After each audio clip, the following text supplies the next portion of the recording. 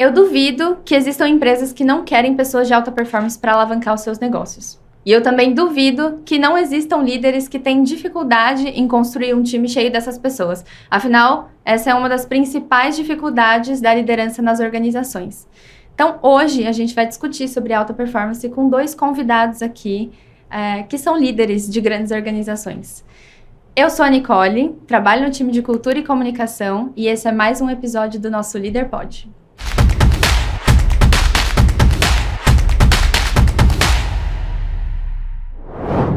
É impossível falar sobre alta performance sem conectar com o mundo do esporte. Afinal, para você ser um atleta de alta performance e estar lá no pódio das Olimpíadas, é preciso muitas características, né? Tantas que você também precisa no mundo corporativo. Então, hoje, as 2 pessoas que estão aqui comigo tem uma conexão, né, especial também com o esporte no dia a dia deles. Então, sejam muito bem-vindos, Wesley CTO da Yandé e Martin Cohen, gerente de marketing da Danone. Se apresentem, Obrigado. Que honra recebê-los. Obrigado, Nick, pelo convite, obrigado, Martin, pela presença. Bom, eu sou o Wesley, sou o CTO da Yandé, né? Então, um prazer estar aqui compartilhando um pouco dessa história de alta performance conectado com o mundo profissional. É sempre um prazer falar sobre esse tema. Boa. Gente, prazer, sou o de fora. Eu sou o Martin, sou gerente de marketing da Danone. Tenho 10 anos de carreira na Danone e acho que legal que a oportunidade aqui é de falar de 2 temas que eu gosto muito, né? De esporte, de gestão de pessoas, de performance. Então, estou muito feliz. Obrigado pelo convite. Muito bom receber vocês aqui. Eu acho que a primeira pergunta é entender um pouco essa conexão de vocês com o esporte no dia a dia, né? E como que vocês levam isso para o mundo corporativo. Então, qual que é o papel do esporte na vida de vocês? Bom, eu lembro desde pequenininho sempre teve uma bola perto de mim, né? Eu sempre fui dos esportes desde a escola, jogava futebol, era do time de vôlei, era do time de handebol, era do time de basquete. Então, desde muito pequeno, eu sempre tive o esporte como ali, quase como um amigo, né? No dia a dia, como uma válvula de escape, como um momento de prazer. Então, o esporte, posso dizer que é uma parte fundamental da minha vida. Então, desde pequeno até hoje. Hoje você faz o quê? Hoje eu tô no basquete e no tênis, né? O tênis é um novo esporte que eu trouxe. Basquete me acompanha desde pequenininho, mas tênis tem sido uma nova paixão que eu descobri aí no último ano e tenho praticado bastante. Legal. Legal. Eu não sou desde o pequenininho como o Martin, não. Eu comecei a fazer esporte há 14 anos atrás. Eu era obeso, eu pesava quase 100 quilos. Aí eu resolvi fazer para emagrecer, comecei a correr. Eu perdi 40 quilos correndo e fazendo dieta. E aí não parei mais, não parei de correr, fiz triatlon, fiz Ironman, aí fui seguindo até hoje fazendo aí maratonas, triatlons e afins. Então, eu usei muito isso para uma mudança de vida mesmo ali com 14 anos atrás, então... E qual foi o seu start para poder fazer essa mudança? No start eu falei, eu quero viver mais tempo na minha... mais tempo aqui na Terra, então acho que vai ser legal se eu perder esse peso. E eu comecei a focar em emagrecer, e fazer dieta, e treinar, e comecei a correr. Aí você começa, prova de 5K, 10K, aí vai, 21, maratona, aí triatlon, Ironman, vai. Aí viciou. Aí viciei, sou totalmente viciado. Até hoje. Até hoje. Já ouvi que corrida é um dos esportes mais viciantes que tem. Assim como tênis, né? Eu acho que são 2 coisas, assim, todo mundo fala. Já ouvi, tenho grandes amigos que correm bastante e eles falam, você começa, você não para. É viciante. E o tênis tem um negócio interessante, eu gosto muito desse tema de longevidade, né? Uhum. E o tênis é um dos esportes da minha lista para poder aprender. Inclusive, era a minha meta aprender esse ano de jogar tênis. Vai dar? Tô tentando. A gente tentando. Porque você sabe que o tênis, na verdade, é um esporte super importante para você envelhecer bem. Porque tem todas as características de mobilidade, de raciocínio, que as pessoas que jogam tênis durante muito tempo conseguem ter uma longevidade muito maior. Eu estava vendo, inclusive, um estudo sobre isso ontem. Em média, pessoas que jogam tênis têm uma longevidade de até 14 anos a mais. Nossa, é engraçado, né? Em geral, esportes com raquete, mas eles trouxeram o tênis como muito forte. Porque você trabalha muito a questão motora que ativa constantemente as sinapses do cérebro. Sensacional. É muito Tem legal. muita sensibilidade que como o Wesley trouxe, trabalha muito na longevidade. Vamos todo mundo fazer tênis, Pratiquem então tênis, hein? é isso. Fica a dica. Fica a dica. Vai todo mundo pro tênis agora. Eu queria fazer uma pergunta pra vocês, assim, eu tava vendo uns vídeos do Bernardinho. Cara, acho que o Bernardinho é a principal referência quando a gente fala sobre técnico, sobre liderança, né? Muito conectado com o mundo do esporte. E tem um vídeo que ele fala que a motivação, ela depende muito de duas coisas, né? Para você ter necessidade ou paixão. Então, você só tem motivação quando você tem necessidade ou paixão, ou os dois também, né? E aí eu queria perguntar para vocês, qual que é essa motivação que mantém, sabe, vocês no dia a dia, tanto nos esportes que vocês praticam, mas acho também na cadeira que vocês ocupam hoje. Legal. Eu me identifiquei com essa frase. Eu não conhecia essa frase do Bernardinho, mas acho que para mim ocupa muito bem os dois lugares, assim, de paixão e de necessidade. Acho que quando você faz uma coisa desde pequeno, você se acostuma, então vira parte da sua vida, como eu trouxe. E é uma grande paixão, né? É um momento de prazer, mas ao mesmo tempo, e acho que o Wesley vai concordar comigo, é uma válvula de escape, né? É um momento que você, nossa, cabeça cheia, vou correr 10 quilômetros aqui, você sai tranquilo, sai com o corpo extremamente cansado, mas com a cabeça extremamente leve, né? Então, acho que para mim a motivação tem toda uma parte de saúde, longevidade, mas tem muito de o quanto me faz bem, né? Então, acho que essa é a minha motivação para continuar fazendo. E quando eu penso na minha posição, acho que tem um pouco disso, né? É claro que tem uma necessidade ali de me manter, né, bem financeiramente e conquistar as coisas que eu quero, mas tem também de uma paixão pelo que se faz, né? Quando você encontra ali o seu nicho de atuação, que é algo que você gosta, que é algo que te encanta, você vai pela paixão, vai pelo prazer, né? Então, para além da necessidade. Eu concordo muito com isso, assim. Para mim, o caso, a paixão é total nos dois sentidos, né? Porque o esporte, eu sou completamente apaixonado pelo esporte. Eu faço esporte todos os dias, treino todos os dias. Minha motivação é sempre bater a mim mesmo, né? Eu ser mais rápido, eu conseguir fazer distâncias maiores. Então, foi naquela cobrança, às vezes passo do ponto, tem muitas histórias assim, né? Passei por momentos assim, mas essa paixão, essa vontade de cada vez ser melhor em termos de performance é o que me motiva muito, assim. Então, e pro lado profissional, a mesma coisa, assim, eu brinco que, assim, a minha paixão por tecnologia, que é essa área que eu trabalho, se tecnologia não ganhasse muito pouco, fosse talvez uma das profissões da base da pirâmide, eu ainda assim trabalharia com tecnologia. Então, assim, acho que esse é o grande... eu gosto muito desde moleque, desde criança. Então, são as duas coisas que são totalmente movidas pela paixão. Concordo, tem a necessidade, né? A gente trabalha, a gente tem nossos desejos pessoais. Mas a paixão nos dois lados são muito fortes, assim, pra mim. Assim, que legal. Sempre focado essa visão de performance. E o esporte me traz muito isso, de competitividade comigo mesmo, assim, de performance. E você querer bater você mesmo, você querer ser mais rápido, você querer ser mais longe. Então, acho que isso também leva muito pra vida profissional, né? E pessoal também, né? Você sempre quer ser melhor pai, quer estar evoluindo, etc. Então, acho que a paixão é fundamental, pelo menos pra mim. Estava ouvindo recentemente sobre paixão relacionada com estresse, né? Eu vi que o estresse é quando você faz exaustivamente uma coisa que você não vê sentido, né? E quando você vê sentido no que você está fazendo, é o que todo mundo fala de forma mais simples, que é quando você gosta do que você faz, você não trabalha. Né? Mas acho que tem muita questão de você não se estressa por algo que você ama fazer, né? Então, acho que conecta um pouco com essa questão de paixão, necessidade. Legal. Não, e o legal que vocês trazem, assim, é uma competitividade com você mesmo, né? É de você se superar, e não é com o outro. Eu acho que isso é importante, assim.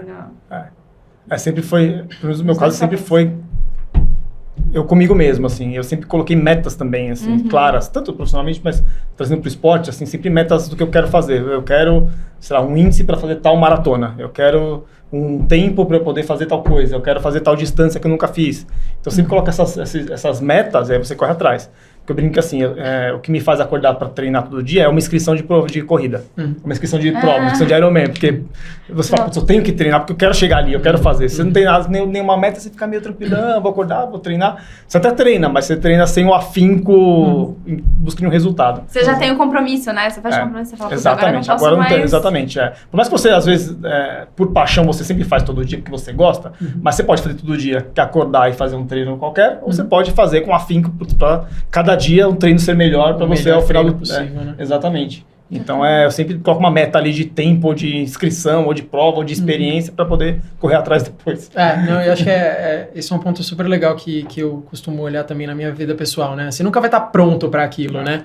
Então, você não pode esperar o momento certo para ir fazer quando você estiver pronto. Às vezes, você vai colocar ali a inscrição e você vai falar, eu vou estar o melhor possível até lá. Né? Então, e às vezes você vai estar melhor do que você precisava estar, né? Então, acho que tem muito essa questão. E acho que essa questão de performance é muito engraçada, porque você pode cair num território de comparação, né? E que é muito difícil, né? Você trouxe o quanto a gente quer estar melhor conosco, né? A cada vez, não é uma competição, mas é uma linha tênue ali, de você se comparar com o outro, né? Então, acho que é um exercício, pelo menos para mim, é um exercício diário, assim, de cara, eu quero estar melhor comigo, né? Do que eu mesmo ontem e não do que o meu parceiro, o meu par, o meu colega. Né? Então, acho que é uma linha ali bem difícil de você caminhar e não cair para um lado ou demais para o outro, né? É verdade, é verdade. E o esporte, principalmente o esporte individual, você acaba sempre tentando bater você mesmo, né? E às vezes bater você mesmo é um desafio muito grande, porque nem sempre você consegue. Então, assim, pode difícil. Pode demorar mais do que você... Pode demorar, você pode não estar tão bem, você pode ter uma lesão, você pode... E agora, como é que eu bater? Nem sempre você vai se bater, né? Então, meu primeiro tempo de maratona foi há 2 maratonas atrás que eu fiz, e as 2 últimas eu tentei bater e não consegui bater. E eu tô tentando de novo para ver se eu consigo bater. Então, você fica sempre naquela, querendo mais. A persistência. Inclusive, eu já quero entrar um pouco nisso, que essa conexão, ela é muito forte, né? Você tem muito conteúdo na internet que faz essa conexão entre o esporte, entre, né, o mundo corporativo. O que vocês levam desse dia a dia de vocês no esporte para o mundo corporativo? Para o mundo corporativo, acho que muita coisa, assim. A disciplina, com certeza, é uma delas, porque você não consegue resultados no esporte se você não tiver uma disciplina de todo dia acordar cedo, 5 da manhã, treinar, se alimentar bem, descansar e etc. Então, assim, a disciplina é fundamental. Ainda mais quando você tem alguns objetivos no esporte. A mesma coisa no profissional. Então, assim, se você não tiver a mesma disciplina, o foco, ou essa visão de onde você quer chegar, o plano claro para onde você quer chegar, é muito importante. Um tempo atrás, tem um artigo, até no artigo não é muito novo, sobre o vínculo de triatletas com CEOs, assim. Como que triatletas normalmente são bons CEOs, porque eu gostaria de trazer muito dessa visão de planejamento, de disciplina, de foco, de competitividade para o mundo corporativo. Então é bem interessante esse artigo da Harvard Business Review, falando sobre isso. Então eu vou procurar esse artigo, a gente pode colocar no link no podcast. Mas é bem legal. Ele é bem legal, então vincula muito isso. E no dia a dia isso. E tem um desafio maior ainda, que é conciliar o mundo, a vida profissional com a vida do esporte, né? Porque as agendas também, está complicado, você treinou de manhã, você está cansado, como é que você concilia também tudo? Então tem um desafio também de conciliar as duas coisas, né? Você tenta ser bom nas duas coisas, é sempre um desafio. Legal, me vejo muito na fala do Wesley. Acho que disciplina é o que acho que é o que todo mundo pensa, né? E acho que talvez o principal, mas acho que tem muito de compromisso também, né? Se você não tiver compromisso, você não consegue ter disciplina, né? Se você não se compromete com aquela meta, com aquele objetivo ou com aquela entrega dentro da sua companhia, você não vai entregar, né? Você vai deixar para a última hora, você não vai sair tão bom como você queria. E acho que o esporte tem 2 coisas antagônicas que para mim são muito importantes. Primeiro, o foco que o Wesley já trouxe, né? Todo mundo fala que as melhores entregas são feitas com foco. Mas acho que o esporte tem uma questão também de, apesar de você estar focado naquilo, você tem atenção a tudo que está em volta de você. Né? Ele correndo, ele tem que ver se tem uma pedra no caminho para não torcer o tornozelo. Eu jogando tênis, eu tenho que entender. Claro, eu estou focado ali na bolinha, né? Tem muito olhar para a bolinha. Mas eu tenho que saber onde está meu adversário para colocar a bola no lugar certo. E acho que a empresa é muito isso, né? Vocês têm que saber priorizar, mas priorizar não significa jogar todo o resto fora, né? Você tem que prestar atenção. Eu na minha cadeira, eu tenho marcas, né? E eu tenho marcas prioritárias, eu tenho menos prioritárias. Eu tenho produtos que eu sei que são mais relevantes, que se der um problema nele, é um problema gigantesco, mas eu tenho produtos menores que também podem dar problema. Então, como é que você gerencia o foco no que é prioritário, mas sem largar o resto que está acontecendo, né? Eu acho que o esporte tem muito disso também. É verdade. E um pouco da persistência também que vocês comentaram, né? Você tá sempre tentando, é a mesma coisa. Nem sempre vai dar certo. No mundo profissional é a mesma coisa. Nem sempre aquela sua ideia, aquilo que você está almejando vai dar certo. O que você faz para poder mudar o plano, mudar a rota e tentar de novo, né? A persistência de ficar tentando de novo é super importante. Exato. E acho que tem um ponto legal, mensagem para todo mundo, se permita errar, né? Acho que errar é importante. No esporte, errar é muito importante. Porque se você não erra, você não está tentando nada novo. né? Então, se você não está tentando nada novo, você não melhora. Verdade. Né? Você não aumenta o seu... E aí, na vida profissional, você não aumenta o seu escopo, você não aumenta o seu olhar, você não traz uma sugestão diferente que você tem no dia a dia. Então, acho que permitir errar é legal, é importante. O esporte também ensina muito isso. Sensacional. Agora, eu ia fazer uma pergunta para você, Wesley, que você já trouxe um pouco, na verdade, né? Eu lembro lá no Kickoff, quando a gente fez aquele podcast, né, no evento, onde você trouxe que grandes líderes, a maior parte deles, né, eles praticam o esporte no dia a dia. Sim. Você acha que é isso que faz deles grandes líderes? Acho que não só isso, mas com certeza isso ajuda. Porque quando eu resolvi fazer esse processo de emagrecer e treinar e tudo mais, comecei a estudar um pouco sobre fisiologia, nutrição. Eu mesmo fiz minha dieta para poder perder esse peso. Eu fui já ido muito nutricionista, etc. Não tava conseguindo seguir. Eu mesmo falei, deixa eu estudar para poder aplicar em mim. E aí, umas coisas que eu sigo muito, né, sobre a saúde mental e como isso está vinculado com as boas decisões. Então, assim, lembra-se, né? Óbvio, o ser humano é um animal que precisa estar bem alimentado, bem nutrido, com qualidade de vida para tomar boas decisões. O cérebro toma boas decisões baseado na qualidade do corpo, entendeu?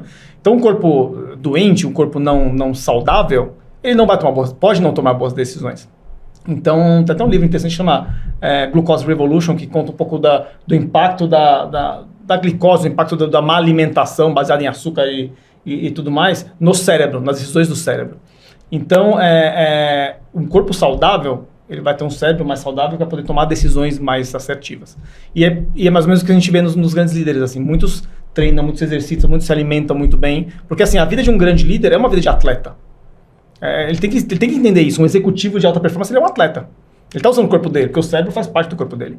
Então, isso eu noto bastante, né? Eu acompanho, principalmente os caras do Vale do Silício, assim, é meio unânime, assim, putz, todos os grandes CEOs, CIOs, CTOs, eles acordam cedo, eles treinam, eles se alimentam bem, eles fazem um momento de leitura, a gente estava comentando um pouco disso antes do início.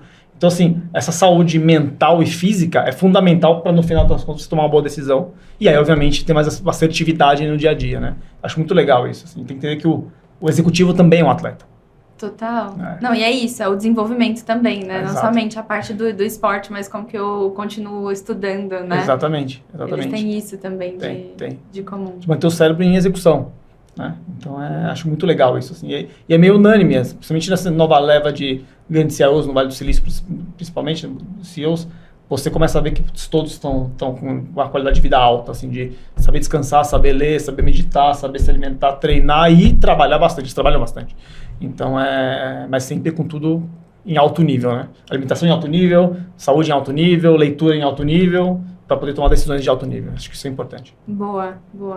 Tem uma pergunta que eu queria fazer aqui, que a gente está falando muito sobre alta performance na vida pessoal, né? Então, vocês são grandes líderes, vocês são líderes que trabalham essa alta performance em vocês, né? E tanto no esporte. Mas existe a diferença entre você ser um líder que vai, né, incentivar a alta performance do time. Então, você precisa fazer com que as pessoas do seu time performem, né? Qual que é a diferença, a principal diferença para vocês?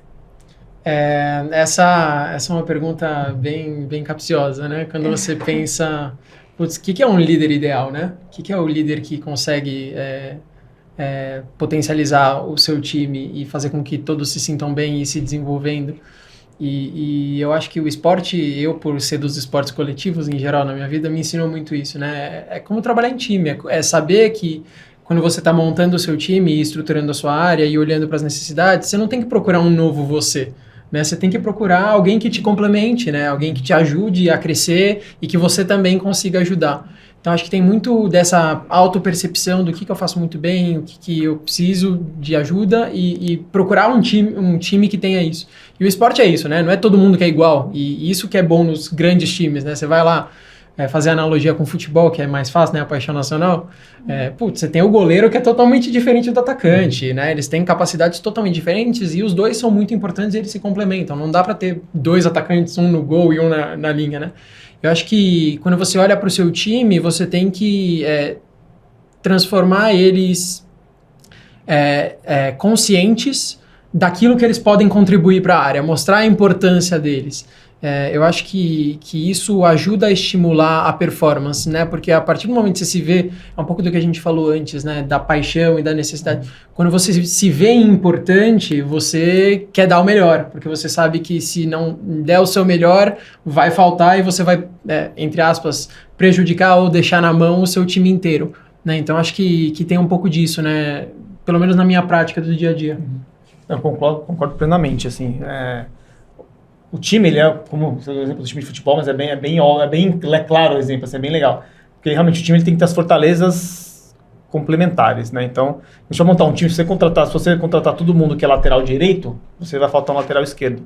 Se for contratar todo mundo que é zagueiro, vai faltar um atacante. Então, assim, tem um desafio, e não é fácil, é identificar a fortaleza de cada um do time para que seja complementar, né? Senão a gente vai jogar sempre só de um lado. Então, assim, tentar identificar a perna forte de cada um do time, de cada membro do time é difícil, mas é super importante. E um negócio que eu gosto muito é sempre de extrair o máximo das fortalezas das pessoas. Porque a gente tem várias vertentes. Aquela vertente de, vamos tentar pegar os pontos fracos e desenvolver os pontos fracos. E eu, pessoalmente, não acredito nisso. Eu acredito em usar os pontos fortes das pessoas. Por mais que você treine o ponto fraco, não adianta. Eu não sei chutar com a perna esquerda. Eu não vou treinar com a perna esquerda, não sei chutar com a perna esquerda. Entendeu? Então, eu gosto muito de tentar identificar os pontos fortes e desenvolver esses pontos fortes. E usar o máximo desses pontos fortes. E aí você contrata sempre, né, um time que seja o máximo complementar possível. E outra coisa que, principalmente na tecnologia, eu tento trazer e identificar quando a gente vai contratar e montar um time de alta performance, é para saber se as pessoas têm paixão pela tecnologia, assim. Porque, né, como eu comentei, assim, se aquela pessoa que trabalharia com tecnologia, mesmo se ela não pagasse tão bem, entendeu? Porque normalmente tecnologia é muito óbvia, assim. Essas pessoas que gostam de tecnologia começaram a ter tecnologia com 14 anos, com 12 anos. Né? Então, assim, sozinhos, né? Sozinhos, então você começa a identificar vai no isso. YouTube, Exato. Abre o computador. Você identifica isso, né? Das pessoas que tenham uma afinidade para aquele tema. Então, assim, pelo menos quando eu vou contratar, eu vou entrevistar, eu tento sempre tentar de onde veio essa sua paixão por tecnologia. Você gosta realmente? Desde quando você estuda, desde quando você gosta. Então, tentar conectar a paixão, igual a paixão dos esportes, na vida profissional, é o que eu tento buscar quando eu vou montar um time de alta performance. Porque uma vez que a pessoa tem a paixão pelo que faz, já é meio caminho andado. E aí você vai tendo só pista, vai dando pista, e vamos aprendendo, e vai mudando. Então, acho que esse é a forma que eu uso para tentar montar um time de alta performance. Desculpa. Não, pode falar. Esse seu segundo ponto, para mim, ele é super importante, que acho que está presente na grande maioria dos líderes e que o esporte também traz muito, que é instinto, né? Porque não tem uma metodologia para você saber se a pessoa tem paixão pela tecnologia. Não tem. É a sua experiência, a sua vivência, a sua conexão com a pessoa que você está entrevistando ou que você está trazendo, ou etc., mas tem muito do instinto, né? E o esporte é muito instintivo também, né? Total. Então, acho que, né, voltando aqui no nosso tema esporte e gestão, acho que tem muito desse feeling, desse tato pessoal, de quanto você olha verdadeiramente para a pessoa e enxerga, né? E consegue tirar, essa pessoa, né? O que se fala, né? Gut feeling, né? Então, acho que tem muito disso na liderança também. Mas é interessante você trazer isso sobre instinto, porque eu acho que pode se traduzir também para você conhecer a pessoa, né? Então, como que você se aproxima da pessoa Exato. E vai extrair o melhor dela? Você precisa conhecer ela efetivamente, exatamente. né? E então você consegue motivar ela, que eu acho que conecta um pouco até com o começo que a gente estava conversando, né? Então. E é essencial a gente motivar as pessoas no dia a dia para que elas consigam performar bem, né? Sim. É uma das coisas principais. Boa. Fechou. Entramos aqui em um que eu acho que a gente já falou, que era sobre recrutar essas pessoas, né? Vocês já trouxeram um pouco sobre, como que eu faço? Eu pergunto isso e aquilo. Mas existe alguma coisa, assim, que vocês costumam seguir, assim, para poder puxar essas pessoas? Eu tento sempre conhecer um pouco a história das pessoas, né? Eu tento vincular com a tecnologia que é a minha área. Então, saber da onde veio e despertou essa paixão das pessoas. Por que ela começou? Por que ela escolheu isso? Né? Foi por vontade, por gosto, ou foi porque talvez é uma profissão do futuro e eu vou aprender? Tá tudo certo também. Tem pessoas que aprenderam super bem depois dessa decisão. Mas a tecnologia, como diferente de outras profissões, como, sei lá, médico, né, advogado, que você só pode executar a profissão depois de formado, a tecnologia você pode executar a profissão quando você quiser. Né? Inclusive, é comum você ter pessoas que nem faculdade têm, e são, brilhantes, né, tecnicamente. Então, eu tento sempre conhecer a história da pessoa, o que motivou a pessoa, o que ela gosta, o que ela já fez, Né? Por que ela está conversando comigo? Assim, o que ela busca e o que ela pensa para o futuro, né? E lógico, tem questões técnicas também que a gente avalia, a gente testa, tem nossos testes técnicos, mas quando a pessoa demonstra paixão, você percebe. Eu não sei se é um tiro que eu tenho, mas eu percebo quando a pessoa tem paixão pelo que ela faz, quando ela brilha o olho na conversa, a gente começa a falar de tecnologia, a pessoa se empolga, fala, cara, essa pessoa gosta do que está fazendo. Então, ele não está aqui só para ganhar o salário e ir embora. Então, é o que eu tento, assim, é meio instintivo, assim, é meio feeling também, entendeu? A gente está falando sobre puxar as pessoas, mas para manter isso no dia a dia, vocês têm alguns outros mecanismos também para poder manter? Eu gosto muito eu com o meu time, se eles assistirem, eles podem falar que eu tô mentindo. Mas com o meu time eu gosto muito de co-construir, sabe? Eu gosto muito que eles sintam que eles estão sendo ouvidos, que eles são importantes, porque eles são, efetivamente. Que não é uma relação unilateral de eu passo o que deve ser e eles executam, né? Então, acho que tem muito cada vez quando eu vou crescendo na carreira, eu percebo, né, o quanto o tato do dia a dia que eles estão é essencial para a construção da estratégia, né? Não dá para construir uma boa estratégia para o futuro se você não sabe o que está acontecendo. E ninguém melhor que o seu time que está ali botando a mão na massa e criando e conectando e falando com o consumidor e falando com os stakeholders para te trazer, tá acontecendo isso daqui. Isso aqui é um ponto que está funcionando super bem, isso aqui não está tanto. Então, acho que fazer com que eles se sintam ouvidos, fazer com que eles se sintam importantes no dia a dia e que eles tenham um impacto efetivo no que a gente está fazendo, acho que para mim é a principal atitude que eu posso ter para manter eles motivados, performando e atingindo o que a gente tem como objetivo. Acho que é um lance da confiança, né? Você constrói uma relação de confiança e quando eles entendem isso em você, isso também facilita, né? Na hora do dia a dia, né? Uma coisa que eu tento fazer também é tentar quebrar as crenças limitantes, assim, das coisas. Tipo, vocês podem, a gente podemos mudar o que tiver que mudar, vocês podem sugerir o que quiser. Eu lembro, eu tenho uma história até interessante do ano passado. A gente tinha desenvolvido a plataforma inteira numa tecnologia A. E aí a gente falou, um dos desenvolvedores falou, se a gente usasse a tecnologia B, que é melhor. É melhor por quê? Por causa disso. Tá bom, vamos refazer. Tipo, o pessoal achou meio e falou assim, mas você tem certeza? Eu falei, claro, se é melhor a outra, vamos fazer isso. Por que não? E assim, e aí as pessoas sentia que o time estava com uma crença limitante, porque era difícil. E realmente, em muitas empresas, não é comum você trocar a tecnologia no meio do caminho. Falei, mas vocês estão juntos? Tá todo mundo afim? Então vamos embora. Então eles aprenderam a nova tecnologia, a gente trocou a tecnologia. Então assim, foi super legal, assim, foi um negócio partiu do próprio time, assim, de querer trocar, de querer aprender a nova tecnologia. Eles aprenderam a tecnologia, a gente trocou a tecnologia das duas plataformas e é interessante, assim, dar pista para essas ideias submergirem, né? E eles saberem que eles podem executar, assim. Ainda mais a gente como startup, não existe barreira. Sai executando, como fazer. Então, dar essa liberdade de criação e tirar essas crenças limitantes, acho que ajuda bastante. Total. E acho que, conectando com o que eu falei antes, o seu exemplo cabe perfeitamente, que é eles se sentirem à vontade de propor, né? Porque pode ser que a pessoa ficasse ali, eu acho que é melhor, hein? Acho que o outro é melhor, hein? Mas não falasse nunca, né?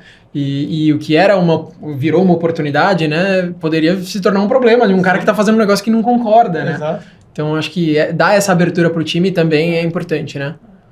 Acho que conecta um pouco com a questão de você ser um líder bom, porque um líder bom, ele não faz aquilo que é fácil, ele faz aquilo que faz sentido, né? Eu acho que conecta um pouco. Você vai ouvir as pessoas e você vai aplicar aquilo, né? E eu acho que isso entra um pouquinho na próxima pergunta que eu queria fazer. A gente já tá indo pro final. Foi muito rápido, né? Foi muito rápido. Mas, para você ser um líder que as pessoas compram e você constrói uma confiança, né? Porque quem duvida já rapidinho não é acaba não sendo um bom líder, né? Porque o cara não inspira. Eu acho que tem uma parte importante de inspiração, né? E aí eu queria saber de vocês, quais são os líderes que inspiram vocês no dia a dia?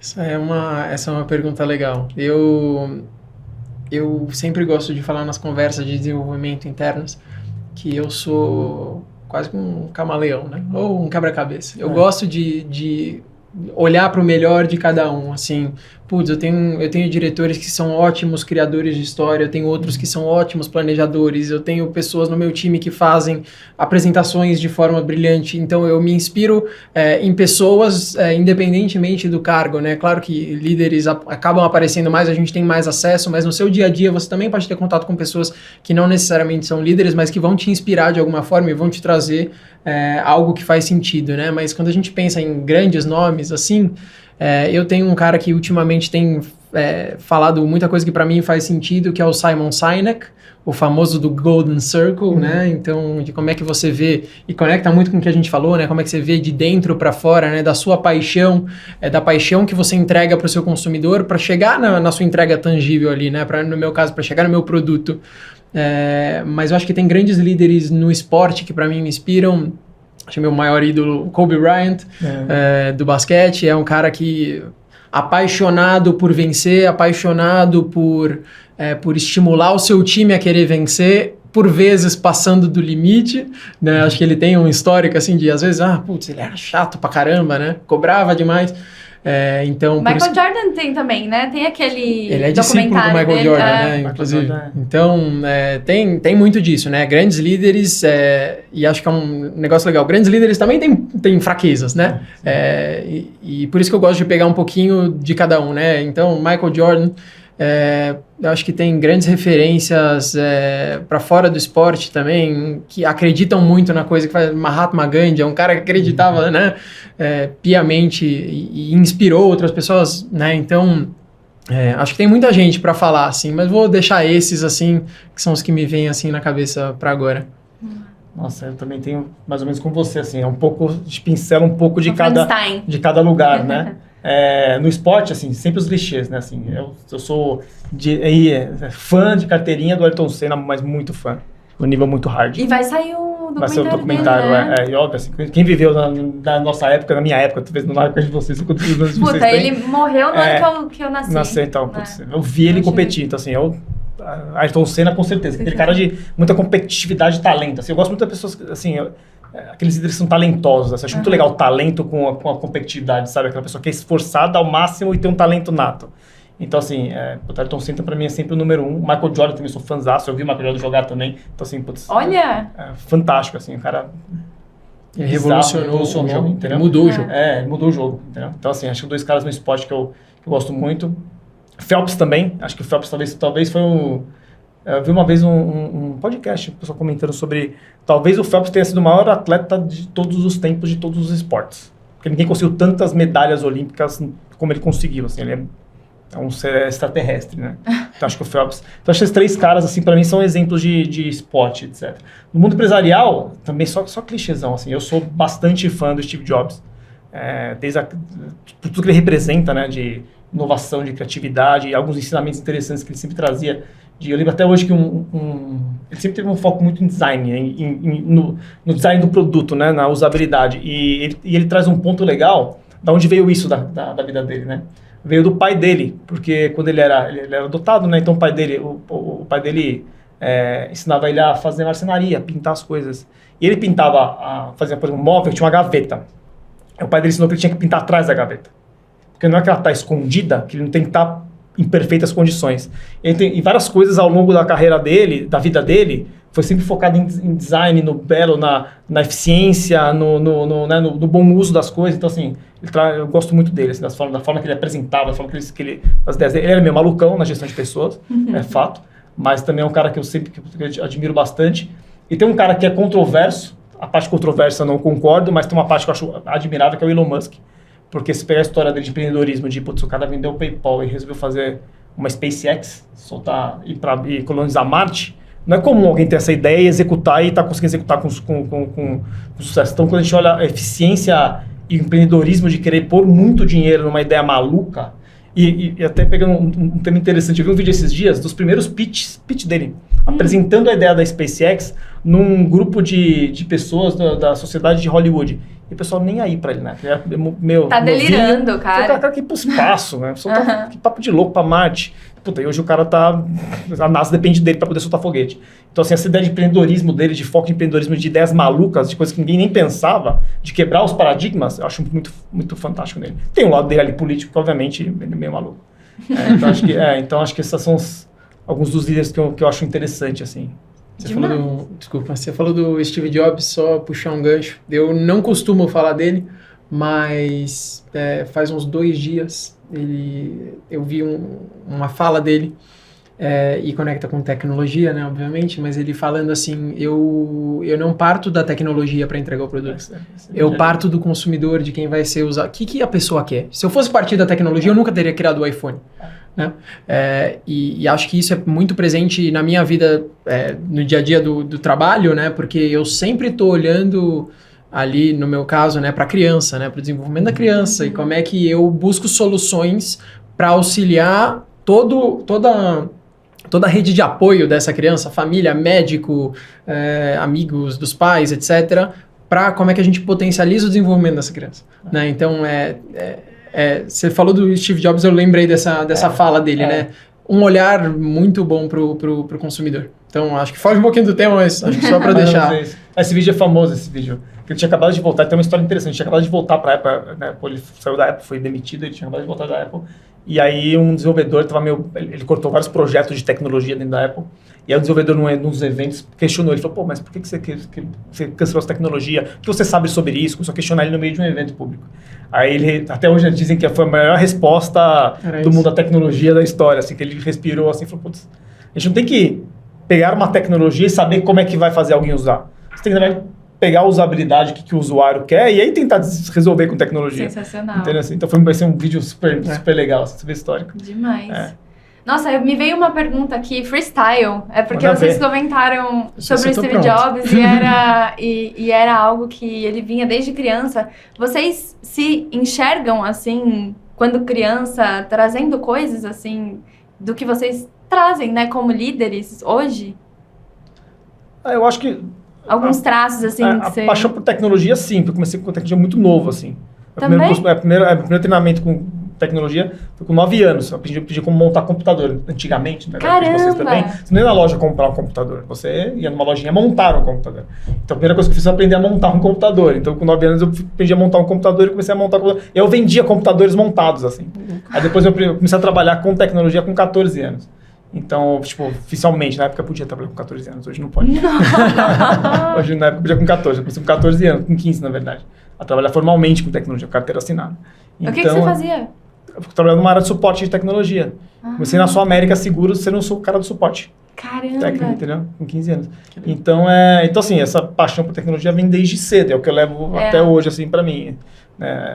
A liderança foi se desenvolvendo ao longo do tempo, na verdade. Assim, não é uma coisa que nunca fui aquele líder de classe, aquele cara que tinha capitão da sala. Nunca fui esse cara. Entendeu? Acho que talvez minha forma de liderança é muito mais pela paixão pelo fazer, tentar inspirar as pessoas, do que aquele líder de capitão da sala, entendeu? Então, pelo seu interesse, né? Eu acho. Talvez por isso. Bom, respondendo muito diretamente a sua pergunta, não. Mas você trouxe que você fazia esporte desde sempre. Quando eu era criança, eu queria ser jogador de futebol. E era isso até uns 14 anos. Eu estava começando a trabalhar, eu estava pensando em ser jogador de futebol. Mas a partir do momento que eu vi que não ia dar certo, e eu já me via trabalhando numa empresa, com time, né? Então eu acho que eu já comecei a construir essa visão. E quando eu olho para trás, assim, para o meu histórico de esporte, eu sempre fui um líder, né? Dentro dos times, né? Eu sempre fui aquele cara que motivava, que puxava, tipo, vamos aí, gente, vamos pra lá, vamos fazer isso, vamos fazer aquilo. Então, eu sempre tive, acho que, em mim, essa motivação, né? Porque eu acho que tem muito dessa motivação de você estar disposto, né, a se expor, né? Porque também liderar também tem um pouco de se expor, né? Expor as suas ideias, expor as suas crenças. Então, sempre tive isso desde pequeno, desde quando eu jogava futebol, né, na escola. Que eu falava, vamos galera, temos que fazer isso, vamos fazer aquilo. Então, sempre tive um pouco, né? E acho que no final acabou casando, né? E inconscientemente talvez me levou para onde eu vim agora.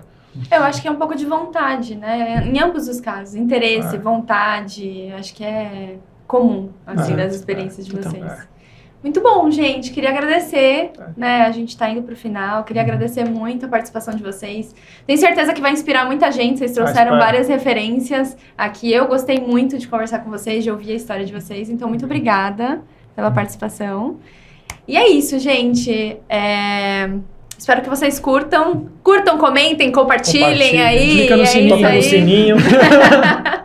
E aí a gente se vê no próximo episódio do Líder Pod. Até!